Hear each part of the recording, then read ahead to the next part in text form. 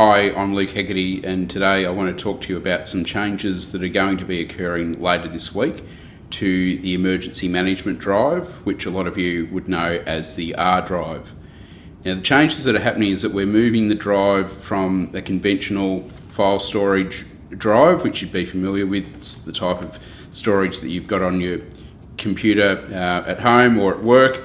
We're moving that to more of a Dropbox style drive. The reason for that is that the infrastructure that currently hosts the R drive at the moment is reaching the end of its life, so we're running the risk by continuing to use that drive that may fail at some point, and obviously that's not ideal given that we use the R drive as the primary operational drive in the state. The other issue that this new system will help us deal with is the lack of auditability of the use of the drive.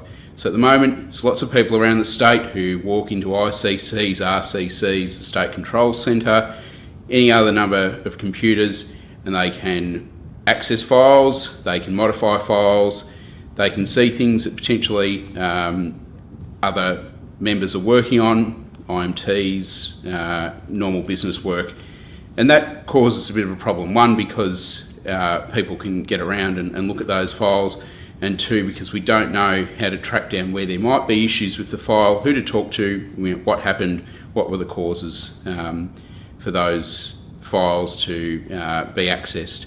So this will give us some auditability, so through the way that people will access the EM drive. So on Thursday morning, you'll no longer access the R drive as a mapped drive on your computer desktop, either at an ICC, RCC or elsewhere.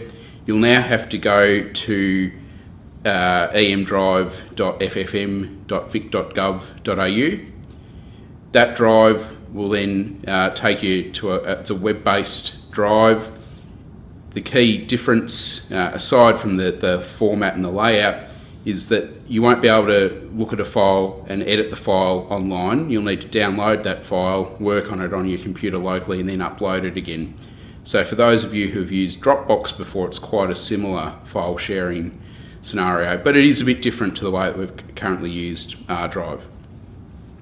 Access to the drive, that's going to be through a FireWeb username and password. Now, a lot of you picked up FireWeb passwords last year when FireWeb was moved into the cloud and you could no longer access it just off the CFA network.